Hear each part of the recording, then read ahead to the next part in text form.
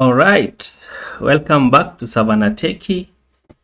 I'm Rafael Ndwiga and I'll be your host for this tutorial. If you're new to the channel, kindly give me your support by hitting the subscribe button, liking our videos, and sharing them with your peers. We do have quite a number of tutorials that I do believe will help you a long way in solving some of your challenges. And if you find that we haven't covered something that you really do need, feel free to leave us a comment on one of the videos or visit our website on Savanna Techie, and there you can be able to leave the comment on a contact me page, and we're able to get right back to you by creating that particular content and solving that particular quagmire that you do have. Okay, now to get started,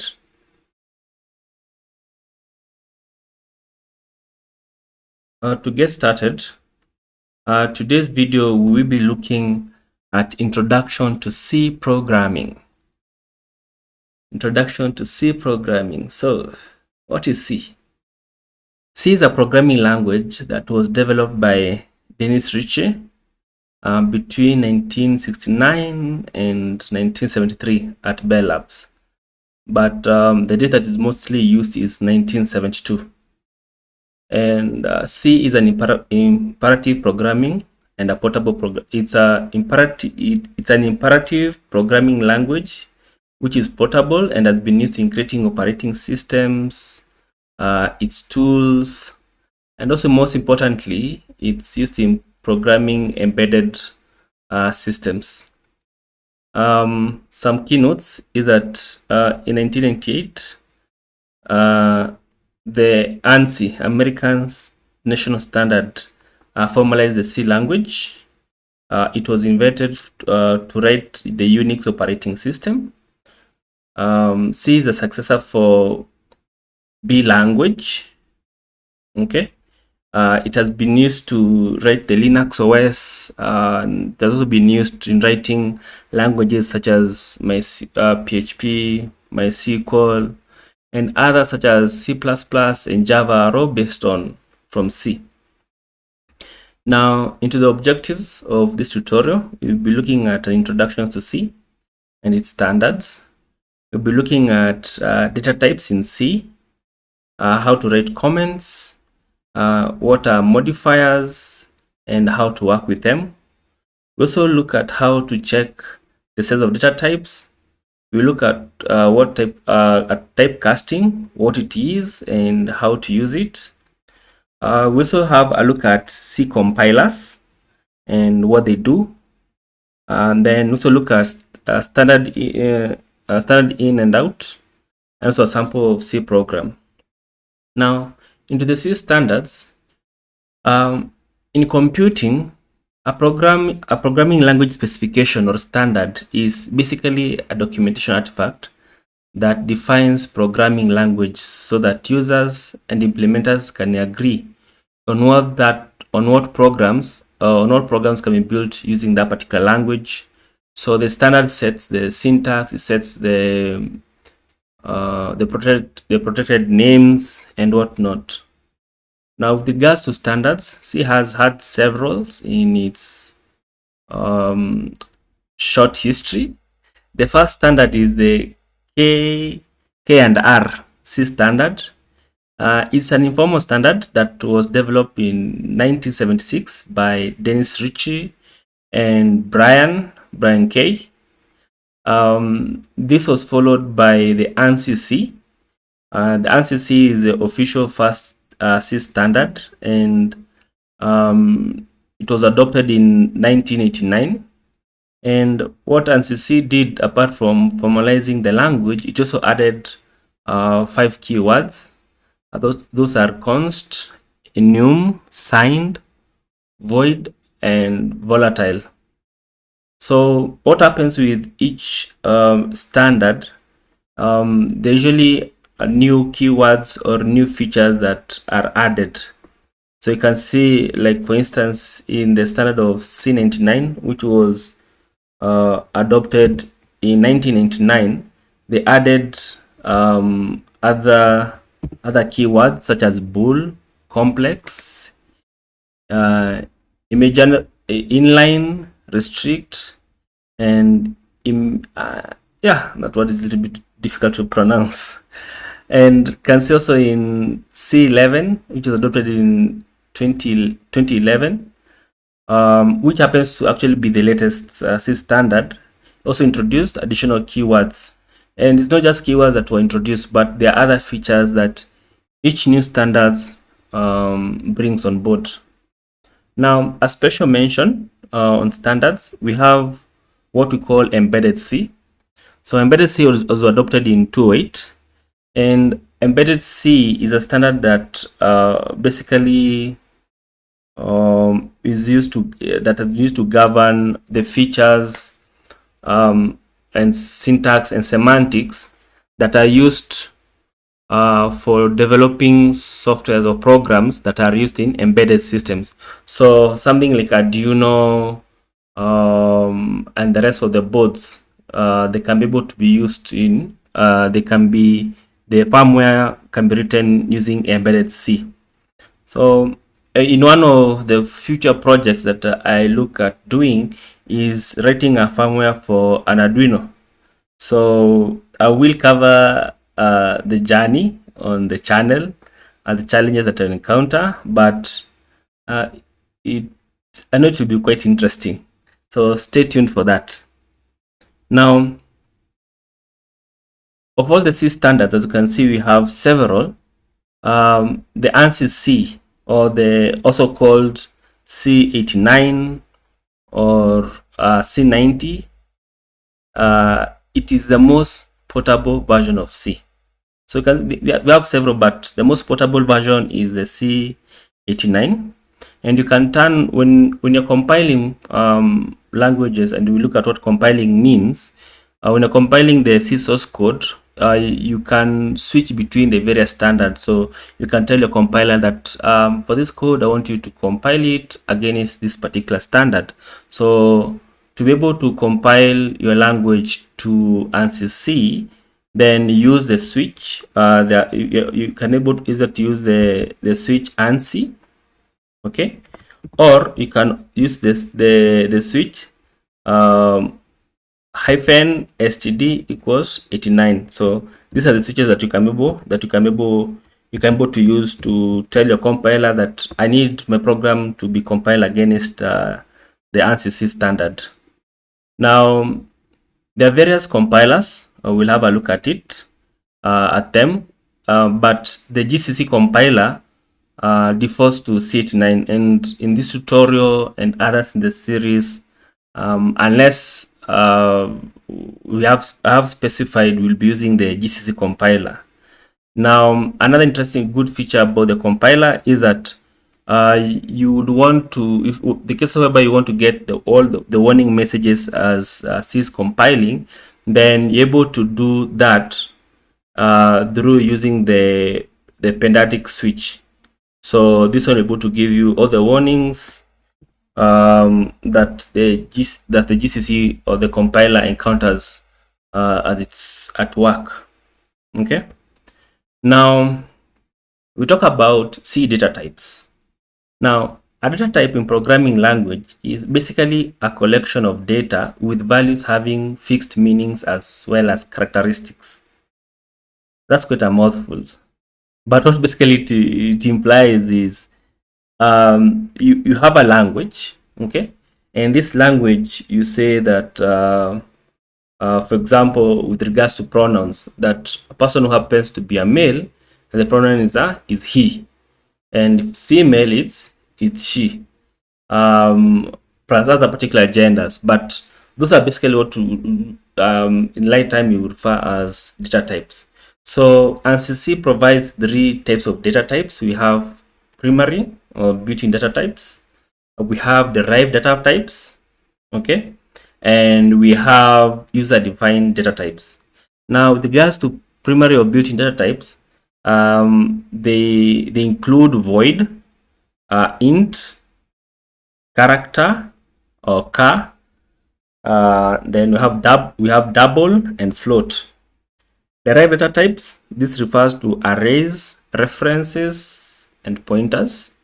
And user-defined data types, these are structures, unions, and enumerations. Now,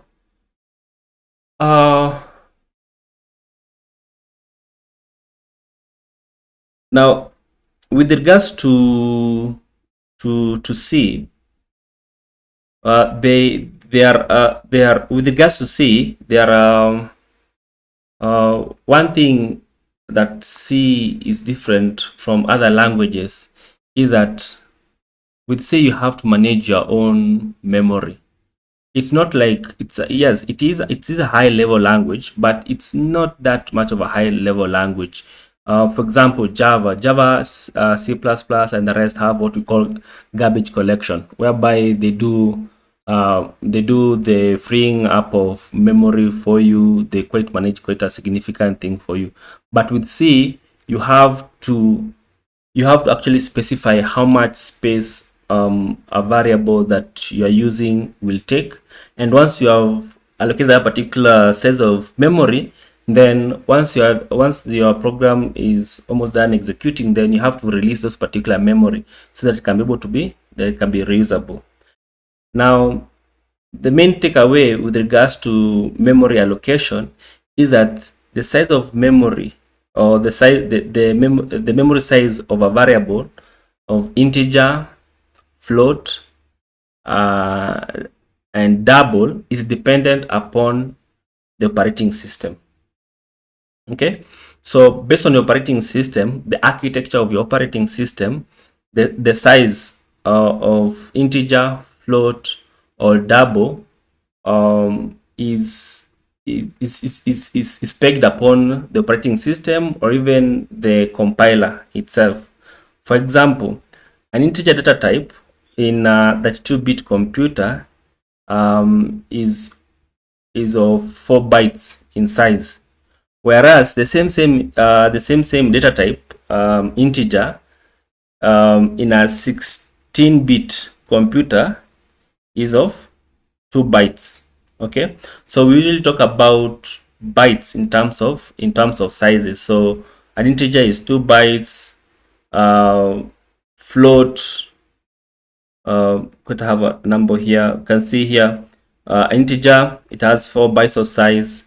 A character has one, it's stored in a 1 byte. Float is stored in 4 bytes, and double is stored in 8 bytes. So that's a key thing to note.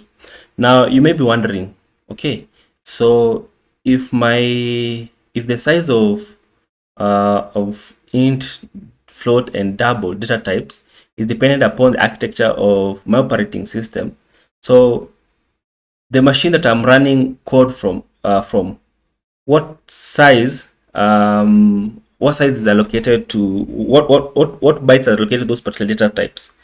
Now, to be able to tell what size of any intrinsic type or union or stack or struct takes on your machine or compiler in terms of bytes, we use what we call size of operator.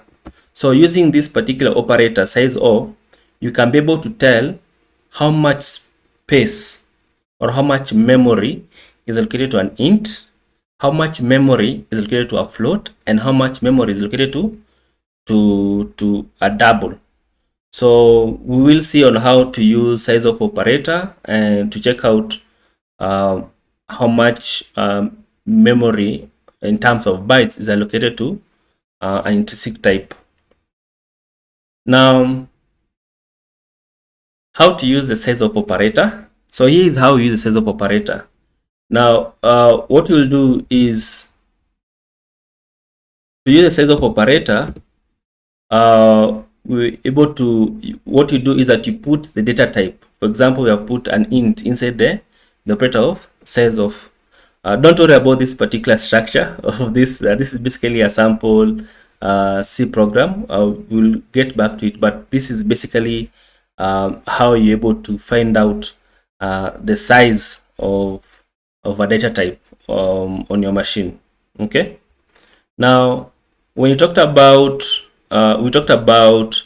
C data types, and we mentioned about primary or built-in data types, and we had void, int, char, double, and float. So those are what we can refer as the 5 primary C data types, and every C compiler supports these 5 primary data types. So what do they all mean? Okay, so the void holds no value, and it's generally used for specifying the type of function or what it returns. So if a function has a type of void, it means that the function will not return any value. Okay, so void means nothing. It basically means non-existent. So if you say that a function will return void, it means the function will not return anything. And where you will use void is in cases whereby you are not expecting a result. So let's say, for example, you are doing you're writing data to a file. Okay, you're not expecting that particular file to give you back the results. So what you will do is that the return type you use on a function that writes data to a file, you will use the return type as void, since you're just writing, you're not expecting anything. But if say you have a function and it does a sum of numbers, say for example 3 plus 3, you know the result is 6. Okay, so 6 is basically an integer. So that means if you want to use 6 on another step in your program, it means that you can't. It means that the return data type cannot be void, because void means that you're not using that particular resource set. So in that particular case, you would use a return type of int. So int is used to denote an integer type, and as we already looked at before, that an int type is stored in 4 bytes of memory in a 32-bit computer architecture.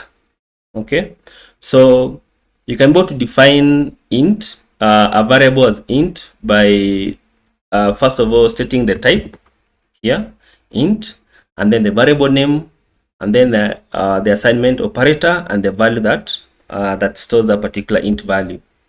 Then we have a character, also called a char. So it's used to denote a character, and it's stored in 1 byte. Okay, so this stores in 1 byte of memory. So a type of a character is 2. It's either 2, A, Z, any character as long as it's a single one. And how you denote a character is with a single quotation mark. As you can see here, this is a single quotation mark. So that's how you denote a character. A character use it within a single quotation mark. So for example, if you were to remove this quotation mark on this particular 2, then it ceases from being a character and it becomes an integer. Okay, so to return it back to being in character form, we put single quotation marks on it. Now the next primary data type is float, and it's used to denote a floating point type, and is stored in 4 bytes of memory. So it's similar to an int, whereby you can see, like in an int also stores data in 4 bytes of 4 bytes of space, or 4 bytes of memory. Now the difference between an int and a float is that a float has 2 parts. It has the right part after the decimal place, and the left part after the it has the left part, which is before the decimal place, okay, and the right part, which is after the decimal place. So, and a float can either be indicated this way, or it can have what we call scientific notation of scientific notation is denoted with the letter E. Okay, then the next primary data type is a double, and a double is denoted by a floating a double denotes a floating point. Now a double is more than a float. Okay, even in terms of the memory that the memory that it uses. So in this instance, a double uses 8 bytes.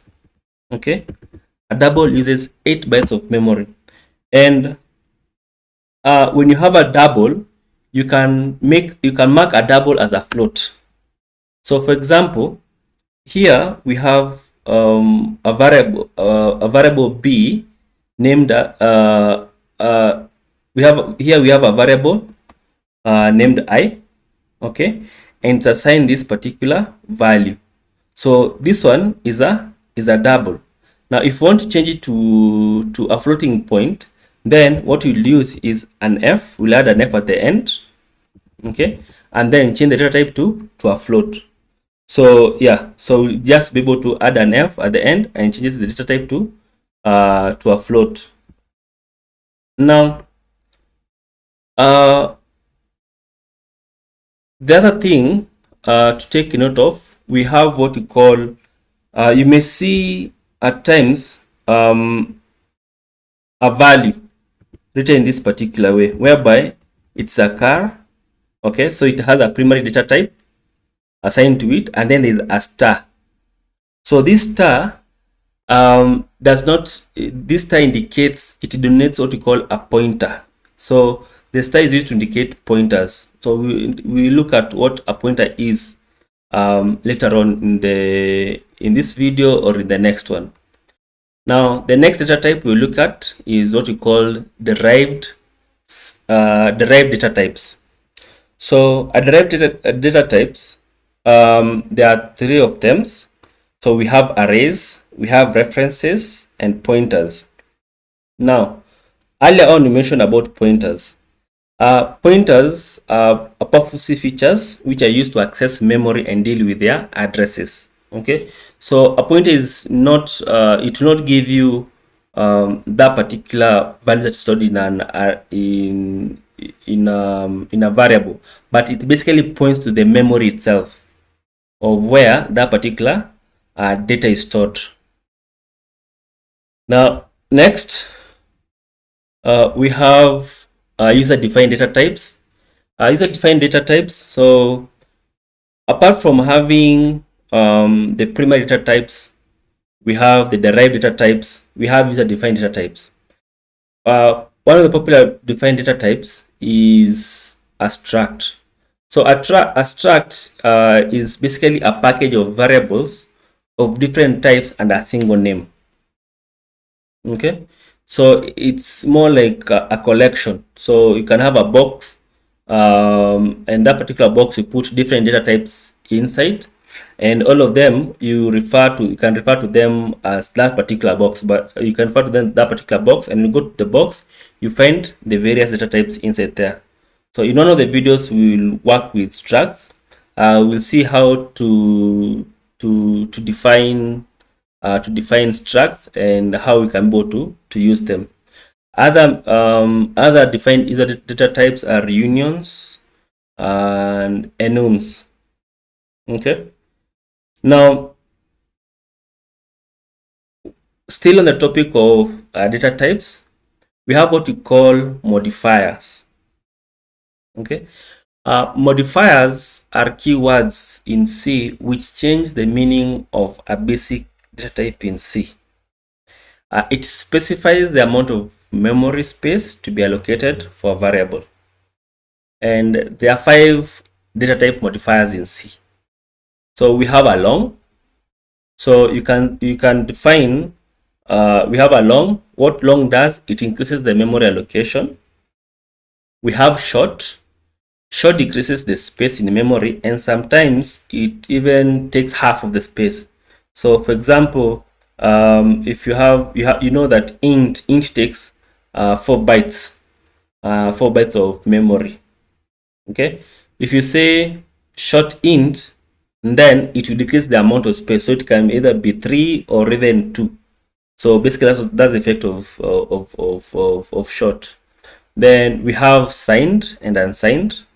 Signed data type is used, signed modifier is used in int and characters, And when we put unsigned on a data type, on a primary data type, we get another bit resolution. Okay, so we'll have a look at what basically that means. And then we have what we call long. So a long is also another C modifier.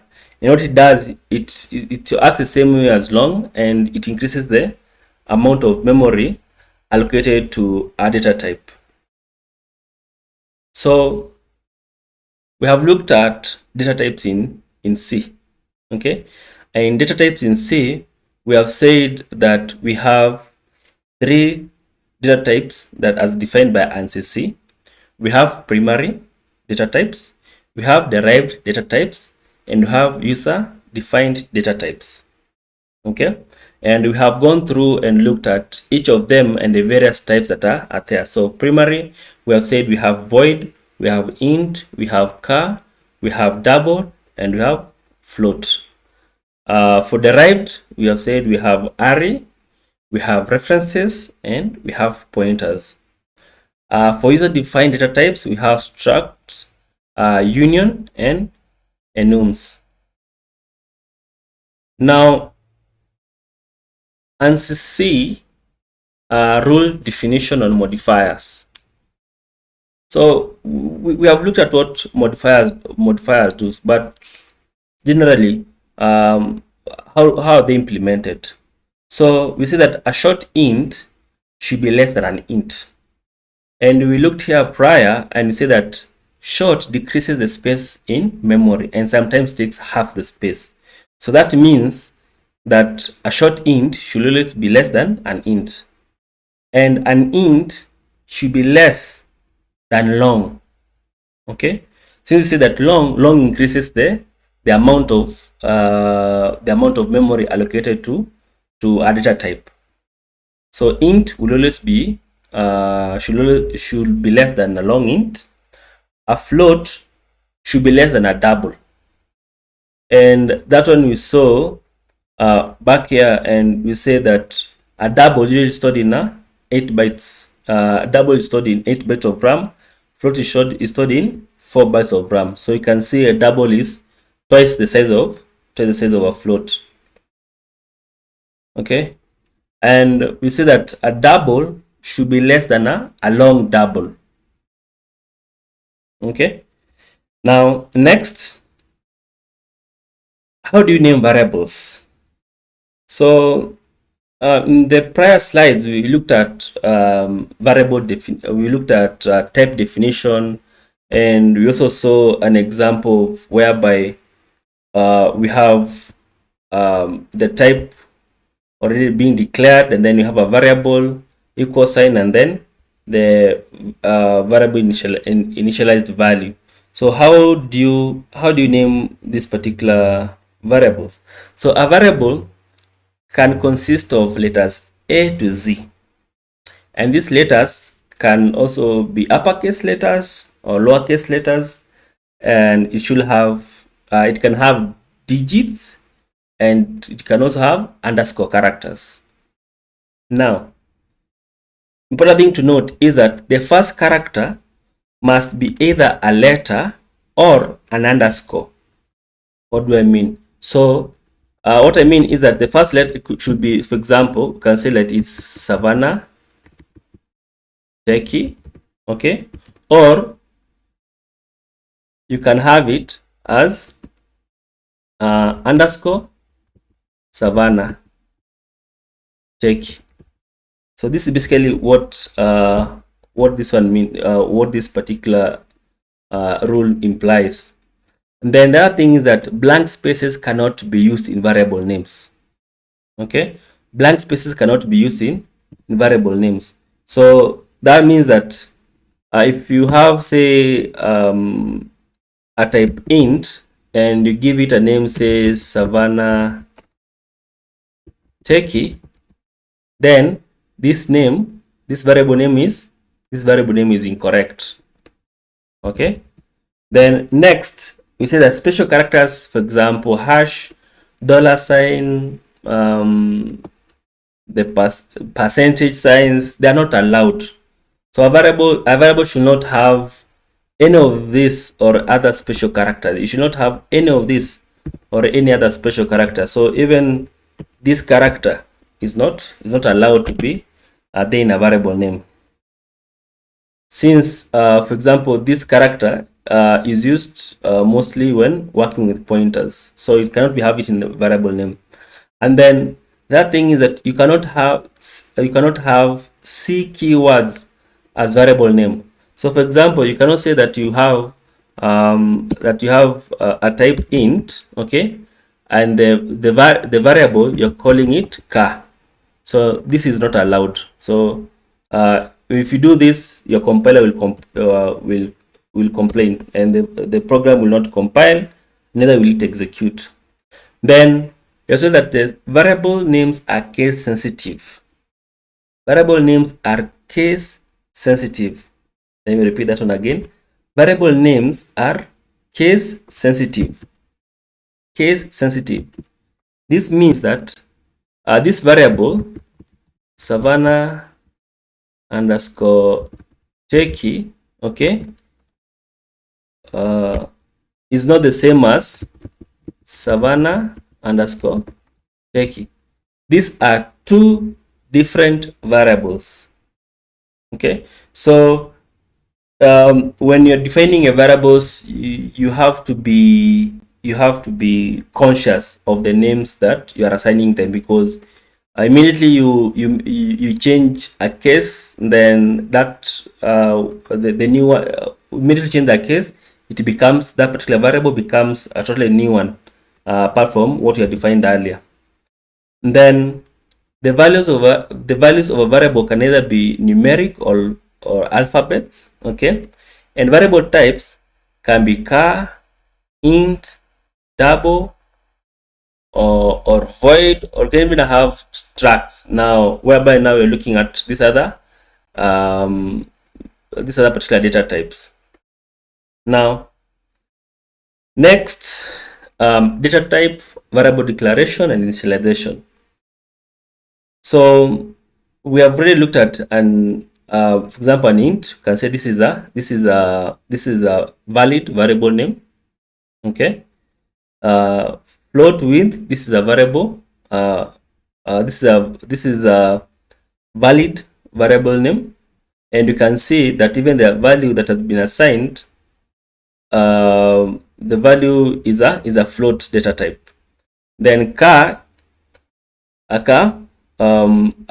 this is char with the variable name letter. So this is a variable name, and you can see that we have assigned a character.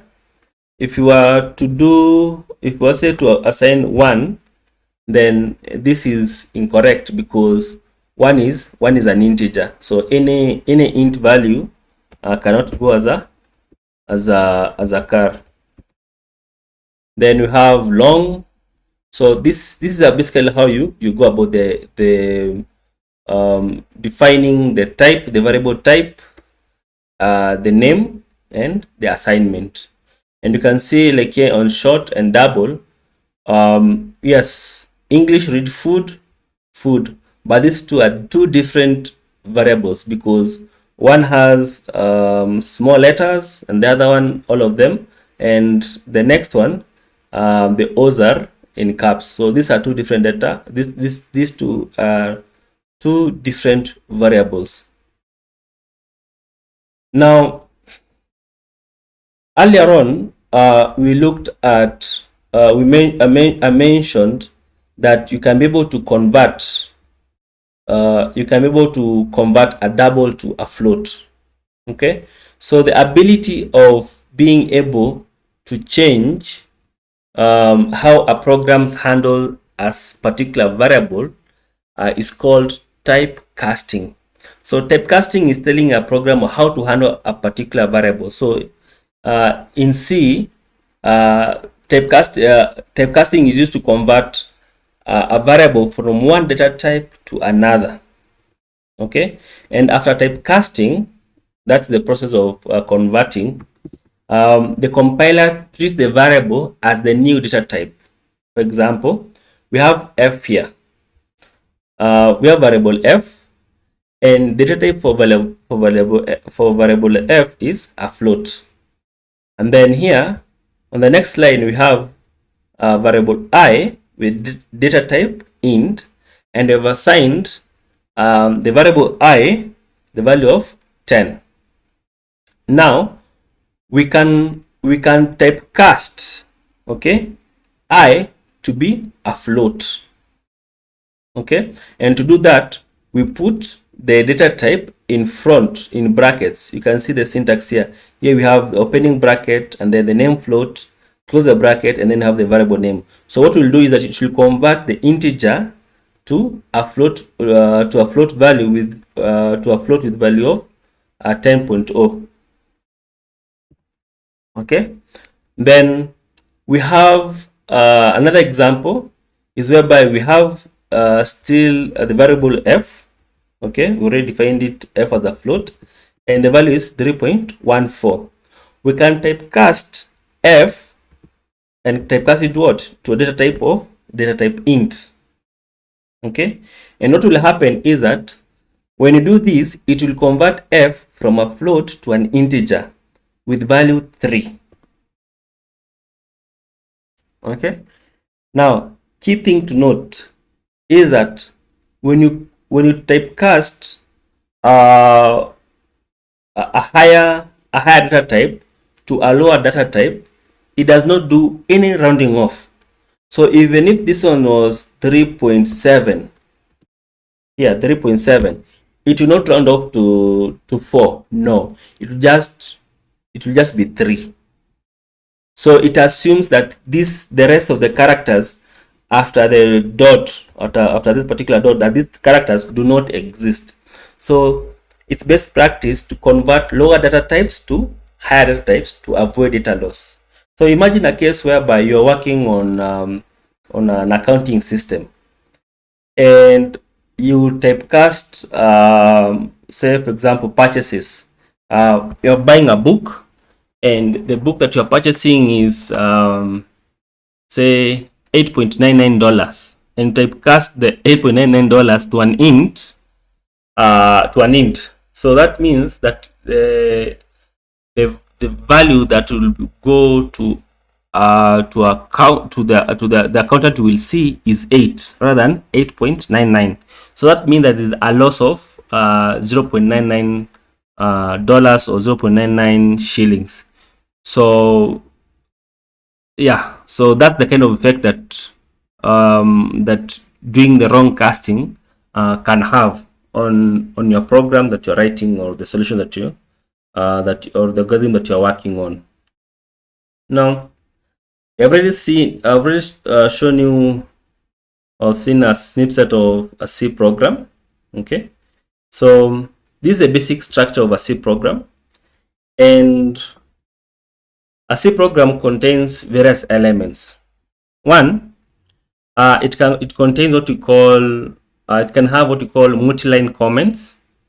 Okay, and multiline comments are used for documenting where we have a really long comment about what the program is doing. For example, in this particular program, before anything else, I've included a description about what the program does. So I've added the author, the date when this program was written, and what it does. So since that's a lot of content, then what you have is a multiline. We put that in a multiline comment. Now a multiline comment starts with a /, and then we have an asterisk, and then for each line you include an asterisk. Okay, this is a convention, and then you close it off. So this is a valid comment. Then next, what we can have is what we call preprocessor statements.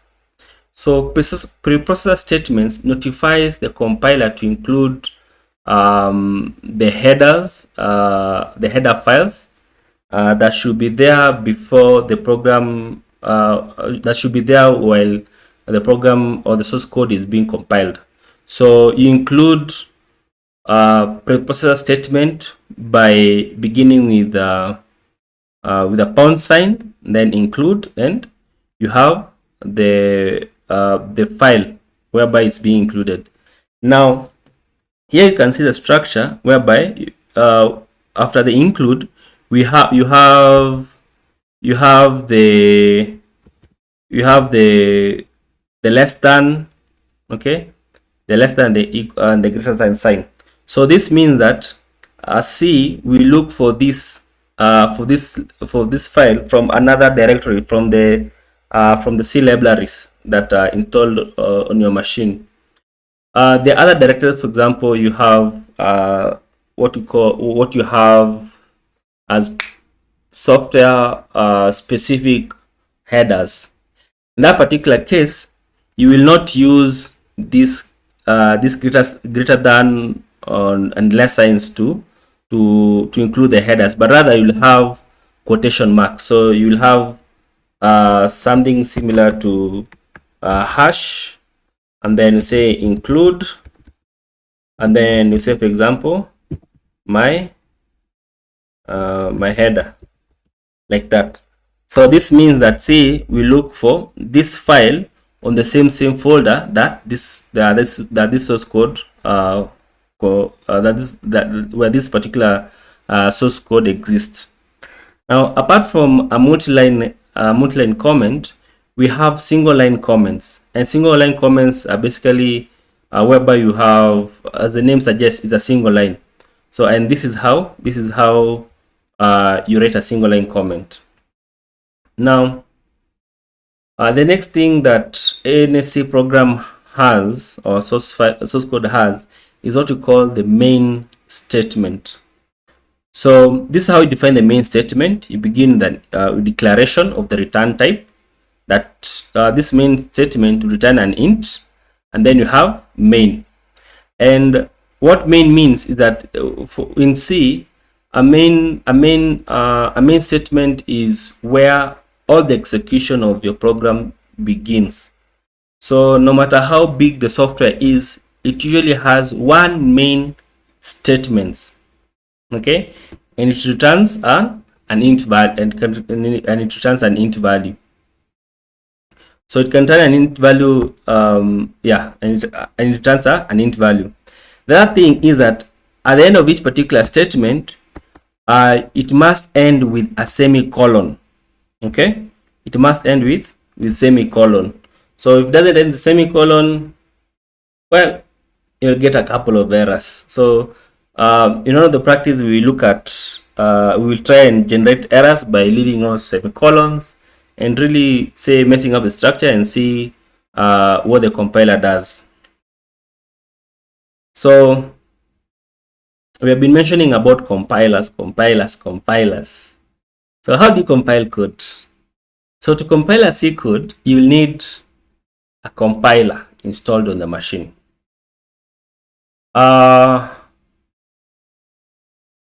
So you need a compiler, and there are different kinds of compilers out there in the wild. We have, for example, we have a Boolean Turbo C compiler, we have a Tiny C compiler, we have a GCC compiler, we have C-Clang, and others.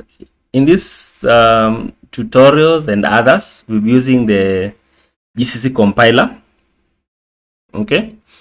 We'll be using the GCC compiler. Now, to compile a code that I've written in C, you use the command GCC followed by the file name, and all C source file have to end with .c. Okay, all C files have to end with .c. If you're writing a header ends with .h. So headers.h, source code, source file .c.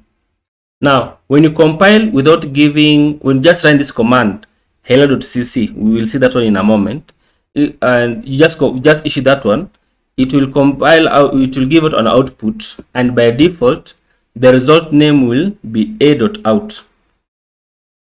Okay, so this will be the default result after the source code has completed compiling successfully. Now, if you don't want the output to be named as a.out, then you can add what we call switches as you're doing the compilation, and you can add -o, okay, meaning output, and then you add the file name. So, for example, you will have the previous command, this command written as gcc hello.c, then -o hello. So this will mean that as the compiler is compiling this code, it should have the output redirected to a file with this name. Okay. Next, so we have said about compiling. So what really happens? What happens when you run this code? What happens when you run GCC and then the source code? So a compiler has 4 components that do very specific tasks. It has what we refer to as a preprocessor. It has a compiler. It has an assembler and a linker. Now, a processor, the processor removes all the comments in the code. So, for example, here we had this being a comment, and also had this particular being another comment. So this is a multi-line comment. This is a single line comment. So the processor will remove those comments. Okay, it will include all the header files in the source code. It will replace macros with the actual code or variables, and then it will generate an intermediate file. Okay. Next is the compiler. Now, what the compiler does is that it takes this intermediate file that was generated by the preprocessor and generates an assembly code. Okay, so assembly code, sometimes you will hear it being referred as machine code. So yeah, machine. Yeah. So it will generate an assembly. So the compiler generates assembly code, or I've forgotten the name. Okay, so then the next thing is the assembler. Assembler generates what we call the object code. So an object code is basically binary. It's a strings of zeros and ones. So zeros and ones, and this is basically what the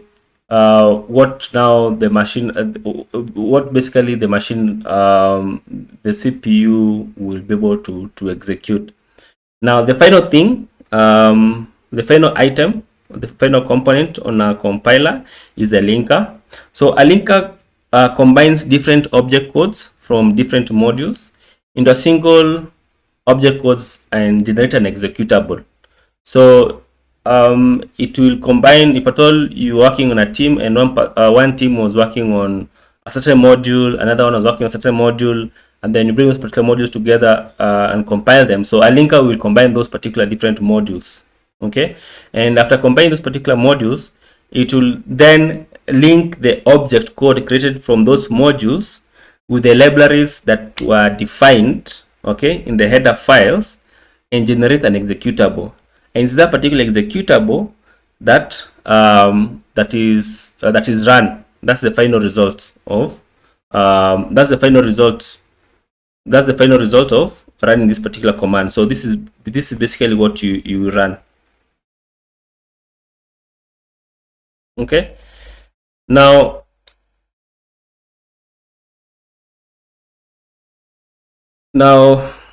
the next thing, just quickly going through the theoretical part, and then we look at we'll actually run some code. Next thing that to look at is working with input and output. or what we refer to as standard input and standard output. C defines a library of functions that supports standard ins that supports IO operations or IO streams. Now, one of the libraries that is usually included mostly, and you can see in a previous example like here, is the standard input library. So the standard stdio.h. So it includes a particular libraries, and the standard input library is used. The stdin is used for taking input from devices such as the keyboard as the data stream, and the stdout is used for giving output to a device such as the monitor. If you're not familiar with this terminology, that the stdin, stdout, there's some other content. Let me just look at it in a moment. Okay, so there's a video that we'll be doing that talks about input output direction with the Linux command line, and that particular video will be covering extensively about the standard input and output, standard input and standard output, and how they are used. Okay, so if you have got this particular video and I have not already shot it, I will post it. If you watch this particular video, watch the description section. If I already shot it, you'll find it there. Now, with the standard input library, there are predefined functions for doing reading and for doing the printing. Now, one of the functions is scanf, and scanf reads string input until it encounters a white space, a new line, or an end of file. I will repeat. Scanf reads string input. That's the key thing. It reads string input until it encounters a white space. Then there's another function called getters, and it reads string input until it encounters an end of line. Sorry, an end of file. The difference between scanf and getters is that getters treats white space as part of the string. So where scanf will terminate at white space, getters still continues when you put the white space there. The other thing is the other function is getChar. GetChar is used to read a single character. Okay, a single character. So there's a difference between string and character. And the other function that deals with reading characters from standard input is getC. So it is used to accept a character from the standard input. Now, apart from the predefined functions for reading, we have predefined functions for printing. So one of the predefined functions for printing is printf, and printf is used for printing all types of data, and it requires format specifier. We will look at what format specifier is. So it requires format specifier to display formatted data. Okay, then we have putS. PutS is used to display only string data, and it does not require format specifier. Okay, so it does not require format specifier. So printf and putS, they are similar in a way, but they are different. In that putS does not require format specifier, and putS only deals with string data. The other one, the other predefined function is putChar and putC.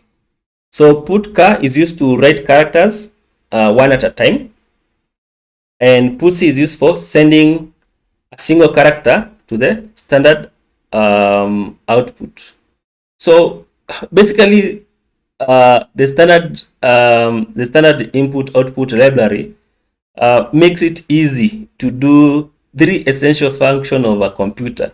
And you know that a computer does reading, it reads data, it processes data, and it writes data. So to be able to achieve that one in C, use the standard input library. So we have talked about format specifier. So what are they? They are data type definition. They are data type definition of data to be printed out or to be accepted in. Okay, so you need to specify. You need to use format specifier whether you are printing formatted output using Printf. So you lose format specifier when you're printing formatted output with Printf, or accepting input with Scanf function. So there are a bunch of format specifiers, and each of the specifier is used for a particular task. For example, you denote a specifier using a percentage sign. So for example, %s is used to denote that you're formatting a string. If you use an F, it means you are formatting it's a specifier for floats. C is used for character. I is used for decimal integers. Okay. U is used for unsigned integers format specifier. Okay, and we have these other ones, and each of them is used for a particular task.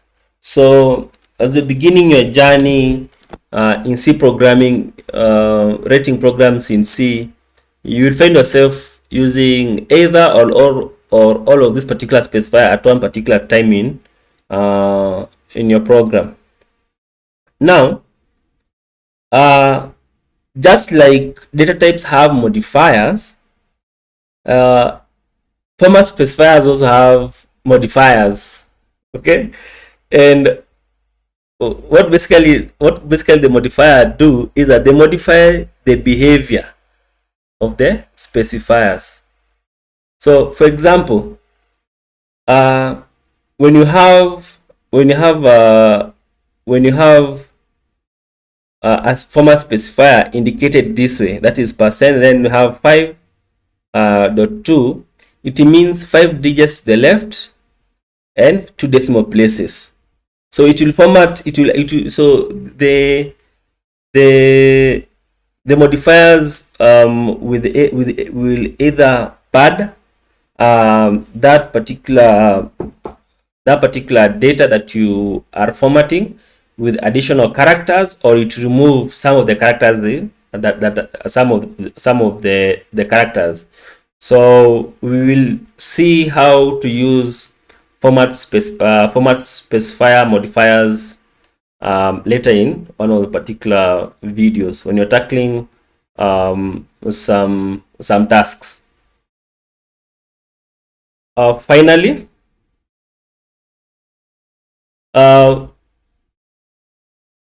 an example program using I/O. So even before we begin, it's important to note that Scanf, that the arguments used in Scanf have an ampersand here. An ampersand basically means an and sign. Let me just highlight it. This. Okay. And they do not show variables, but basically they denote addresses of where the variables entered will be stored. Okay, so like for example in this program, we have defined variables A, B, and C.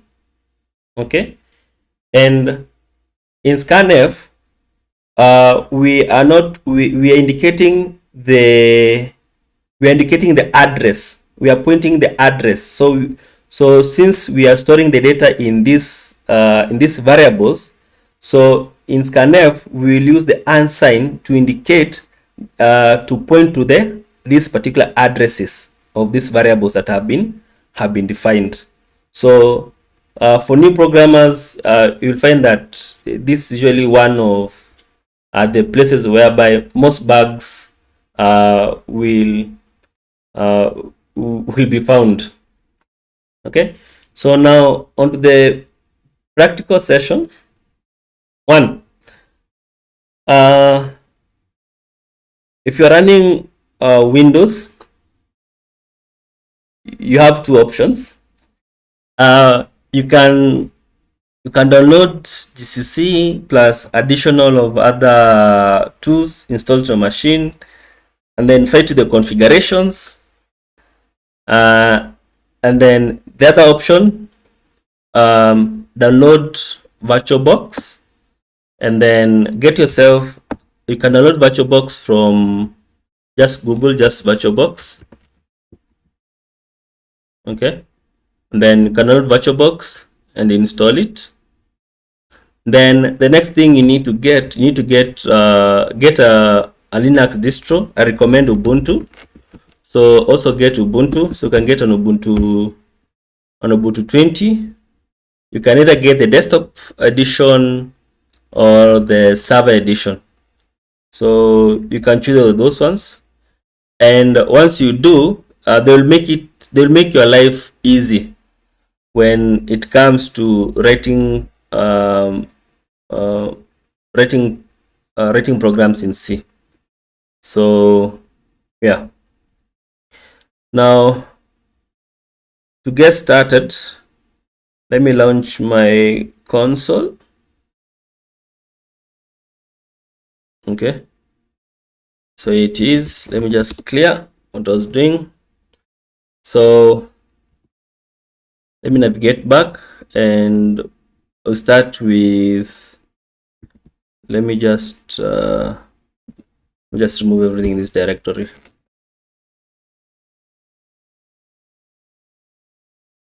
Okay, ref, there we go. Let me create a directory for C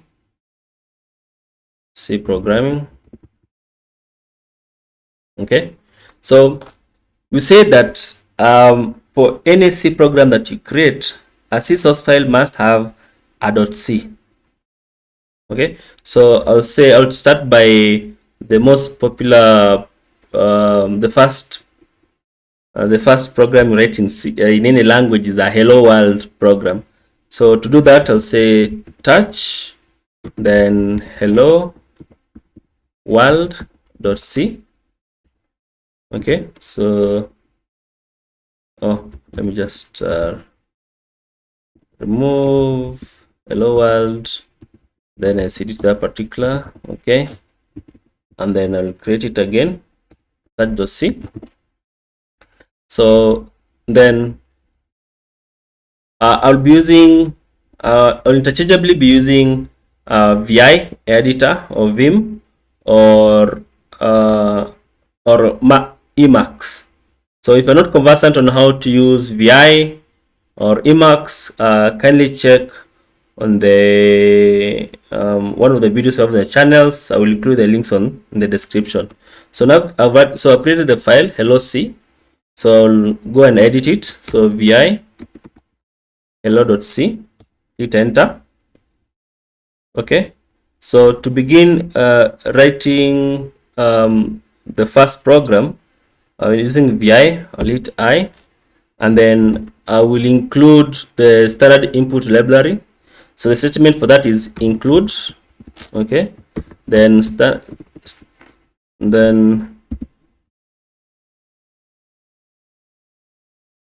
Okay, so standard input output library, so is stdio.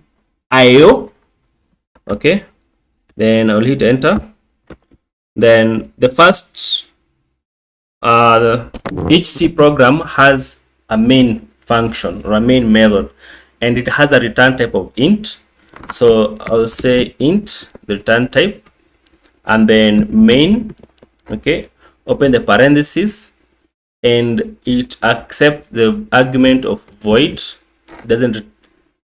Okay, so it doesn't accept any argument. Then I'll hit enter. Open the curly brace. Inside the curly brace, this is where we'll have a block of statements. So I'll use the statement printf.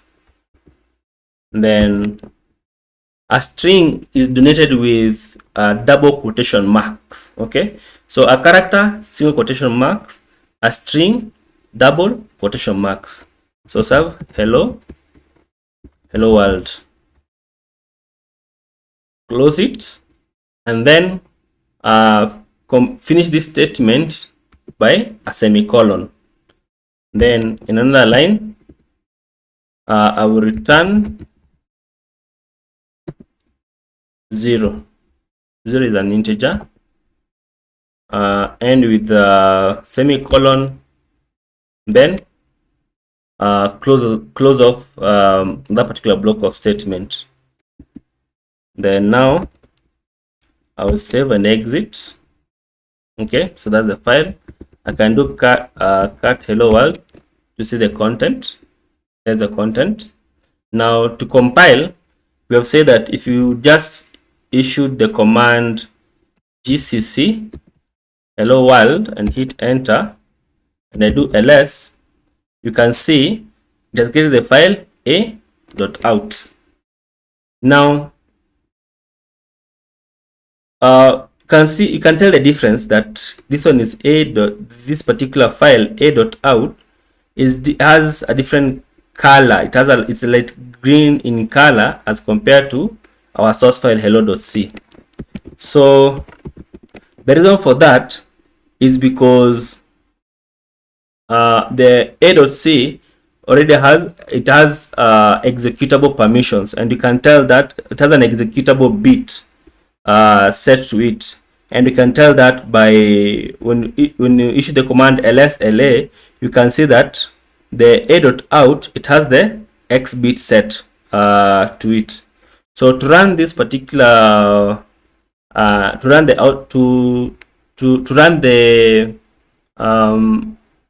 the program, you just type ./a.out,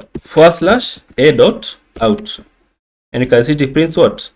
Hello world. Now you can see that hello world is in the same line with the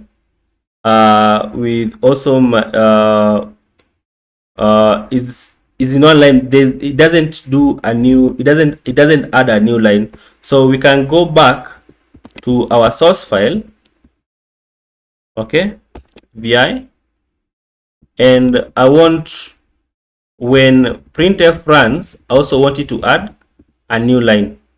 Okay, so to do that, to add a new line, we add /n.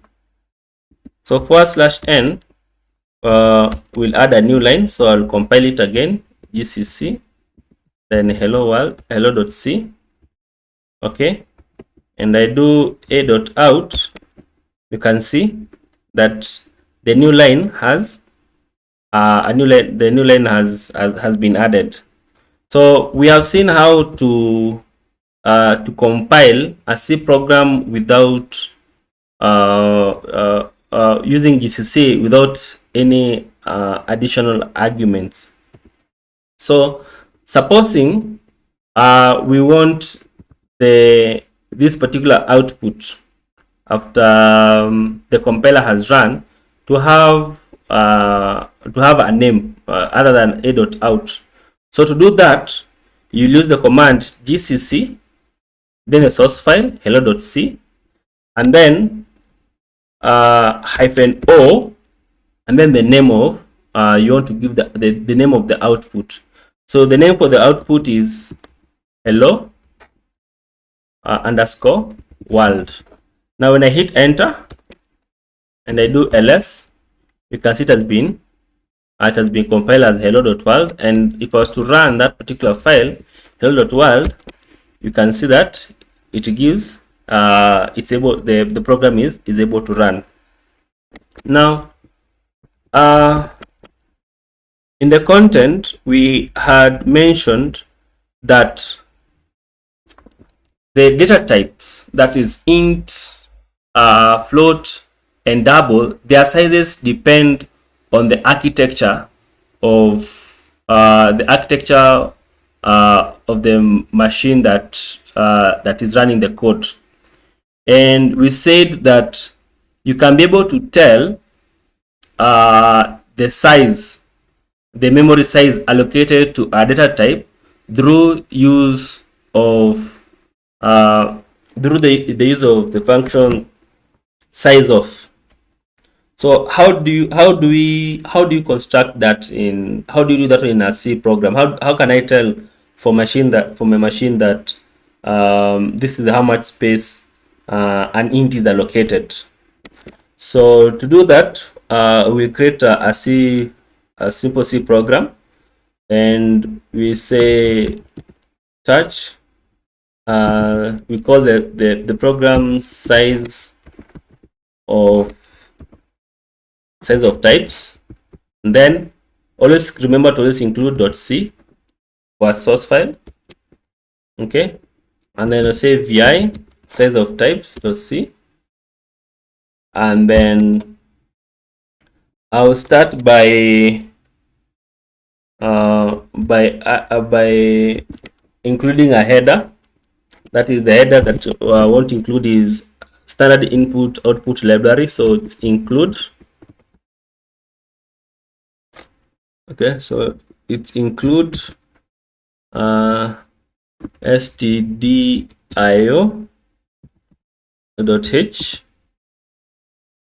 okay, and then we say that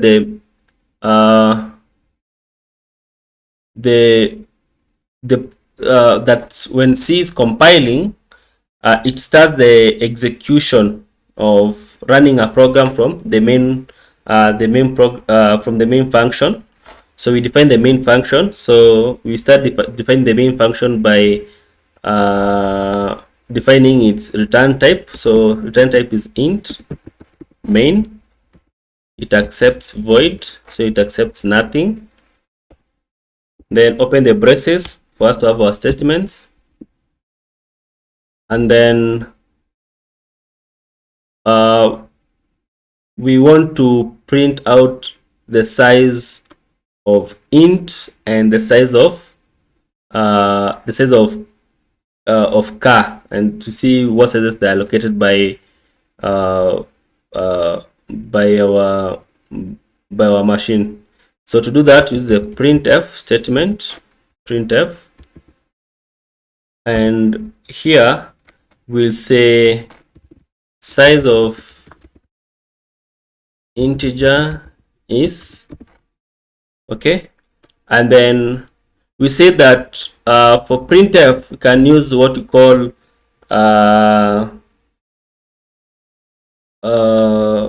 you can use what we call as what's the name again, format specifier. So we'll use a format specifier, and the format specifier we will use is lu unsigned integer. Okay, and then I'll close it, and then I will say size of, then I'll have int inside here. Okay, and then I'll close that. Then I'll say return 0, end it with a semicolon, then close. Okay, so that thing is that I want to typecast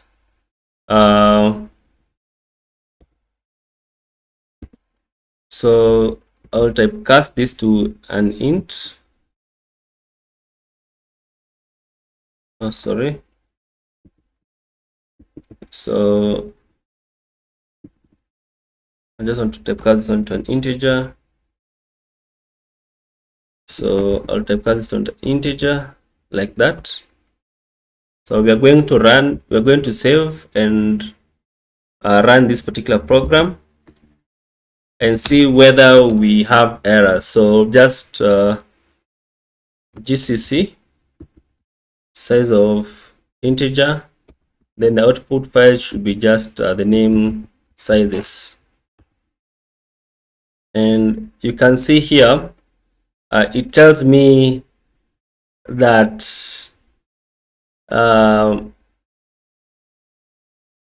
I've given a format specifier of long unsigned int, which is true, as you can see here, format specifier.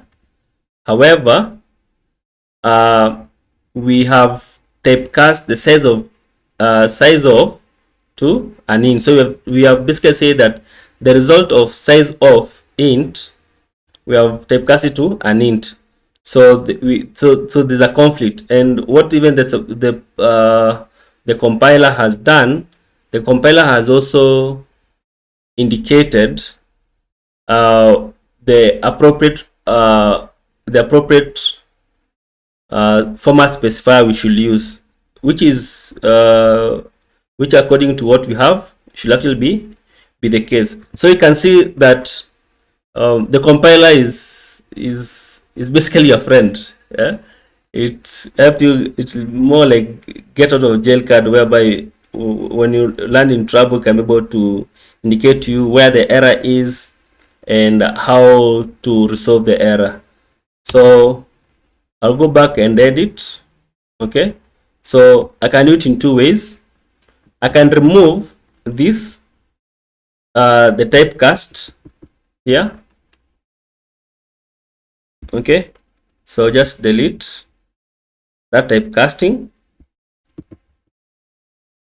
and then recompile again, and now the compilation is successful. So if I run sizes, you can see the size of integer is 4. Now if you go back to the file and return the typecasting that we had done earlier, but cast it to an int,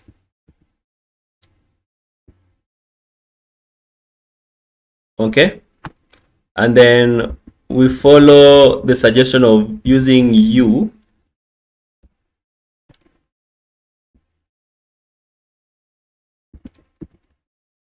okay, and we recompile again. Let's see what we'll have.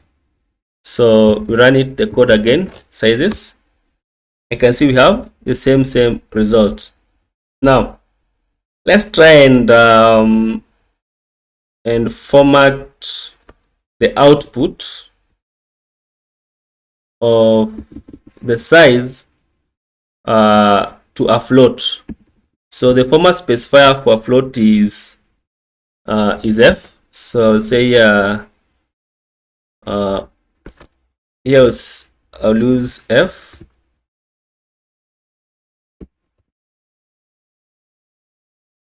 Okay, and then the result here, also change this to f, sorry, to float. Let's see the kind of output that we'll get. So compile it again and run it,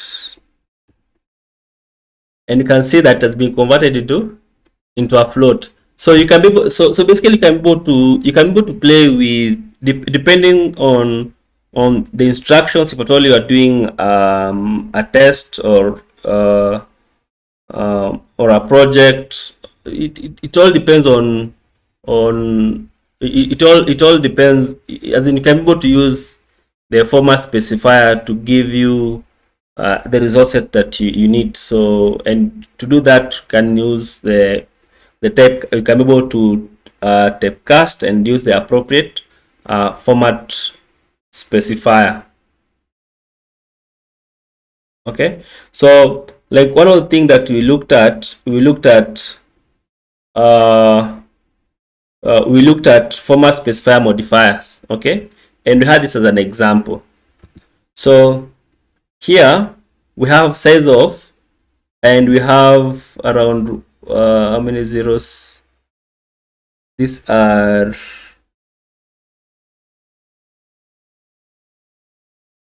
how many? 1, 2, 3, 4, 5, 6. So it's 4 and 6 zeros. So what I want to do, I want to come here, okay, back to our source code, and I want to use format specifier modifiers. So in this case, I want to say that on the left, I want to have 2 digits, and then on the right I want to have 3 decimal places. Okay, so I'll escape, save and exit, and then I'll compile, and then I'll run again, and you can see that we have successfully used the format specifier modifier. Okay, so what will happen if we were to run, we were to say that here the digits, I don't want any digits, I just want let's say 0. So what will happen? So let's put a 0 and see the results. Compile again and run it. Okay, so you can see it doesn't have that effect. So, and then here you can see I really don't like the way it has been printed. So I'm going back to the source code and include a new line. So include a new line so that once the program executes, it will be in this particular format. This a little bit more human readable. Now this particular exercise was to look at when you introduce an error, how will the compiler behave, and we have seen that the compiler will tell you where the error is and give you suggestion on how to fix the error soon on your program. Now the other thing that we had looked at, we had mentioned, is with regards to working with inputs, with working with inputs. So we are going to write this particular program. Okay, so we will do a new program and call this new program input program.c, and we'll start writing the program. So we'll start with the include statement. Okay, so we'll do include, then stdio .h. So we'll play that particular header, and then we say the return type should be an int. Okay, so we have int, then main, I have void, and then I will initialize the variables. So int the variables a, B and C, and then end that statement with a semicolon. Then next I'll say printf, and then I will print please enter any two numbers. Okay, and what I will do, space, and then I'll have that and that statement, and then add the code scanf. So say that what scanf does is that is all that reads statements from standard input. Okay, and with scanf we also use format modifier. So I'll use this format modifier D, mean that we are expecting an integer, and then another D for a second integer, and then we have another D for the third integer, so A, B, C, and D. Okay, and then next we'll have what we call we'll point to the addresses of those variables. So we'll do that one by using the ampersand. So and A for the first variable, and then ampersand B, and then ampersand C, and then end that statement with a semicolon. Okay, and then I want to do multiplication. So I will come here and add another variable. So we can have multiple variables. So I'll just say, so yeah, let's just say sum. Okay, and then here I will say sum equals to A plus B plus C. Okay, so once we have the sum, I want to print out the sum. So say print F and say the sum of the numbers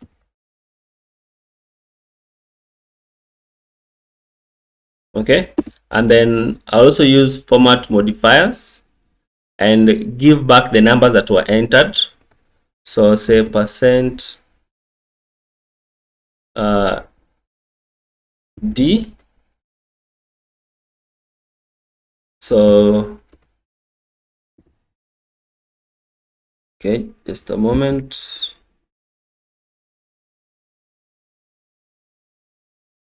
So the sum of numbers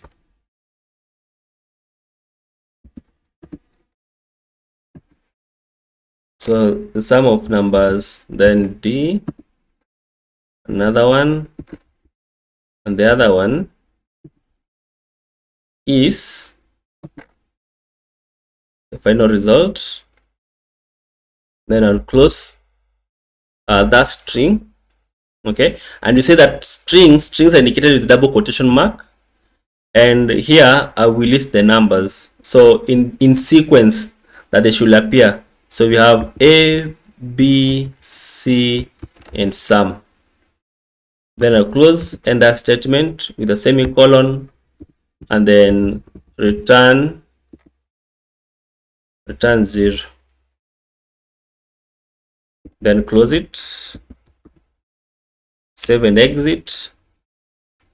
So if I run GCC, if I have any errors, so yeah, so it's input program C, then output say the file should be input output program, hit enter. Okay, so the program was compiled successfully. So you can see that one, input output program. Now when I run this particular program, input output program, it will ask me to enter any two numbers. So say 1, 2. So what happens if I do enter? Nothing. I hit enter again. It tells me it's 4, but this program has a bug. Okay, it tells me to enter any two numbers, which should not be the case, since it only executes once I enter the third number. So I'll go back and edit and say enter any three numbers.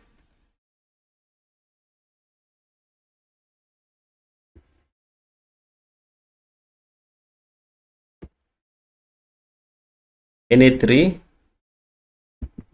numbers. Okay, and then I'll also add a new line here at the end. So I'll also add a new line here.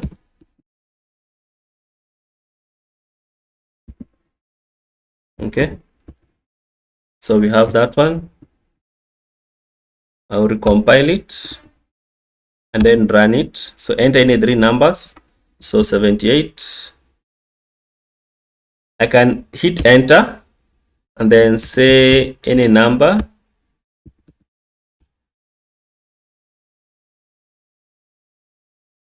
And you can see that the sum of those numbers is 109. Now, can see we have introduced a bug whereby it also prints the new line ending. So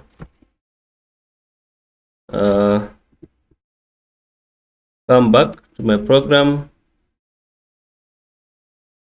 It's the new line. Oh yeah, so here was a bug whereby we use a / instead of a backslash. So I'll remove that and insert that, escape, compile, run. Voila, there we have our result. So one thing you note is that as we had earlier stated, that Scanf reads input until it encounters a white space, new line, or end of file.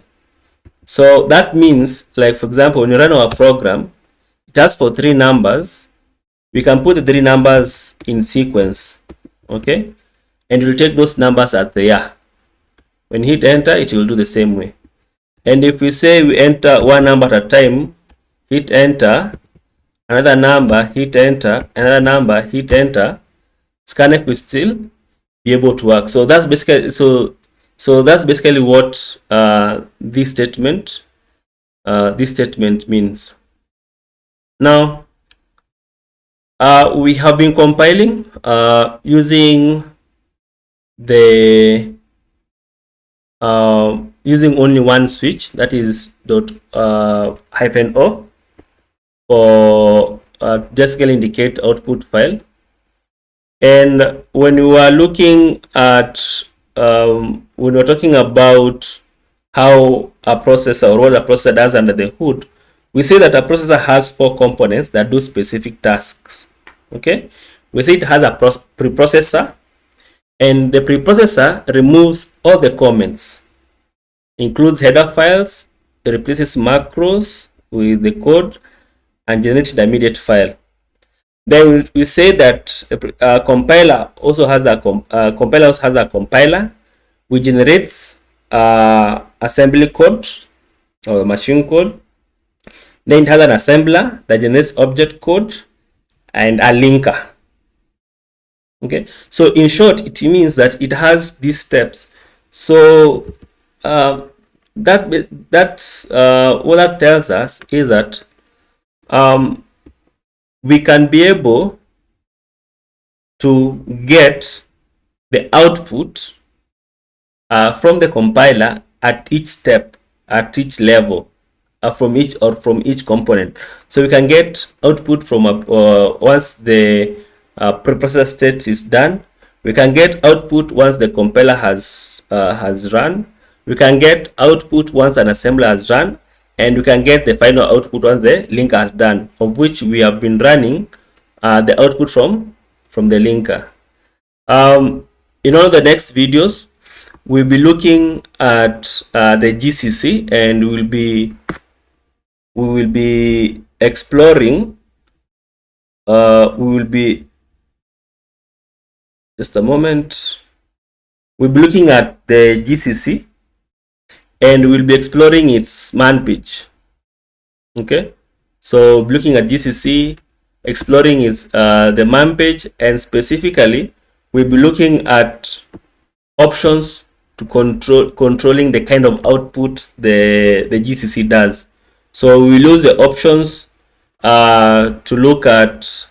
We'll see which option should we use if we want to get the output of a preprocessor, which option should we use to get output from the assembler, and so on, and any other switches that the GCC has, and what are the implications when we use it. So until next time, if you have any challenge, hit me up. Then we'll be able to see on how I'm able to help you resolve that particular challenge. If you have not yet subscribed, give me a support by hitting the subscribe button. Until next time, have a good one.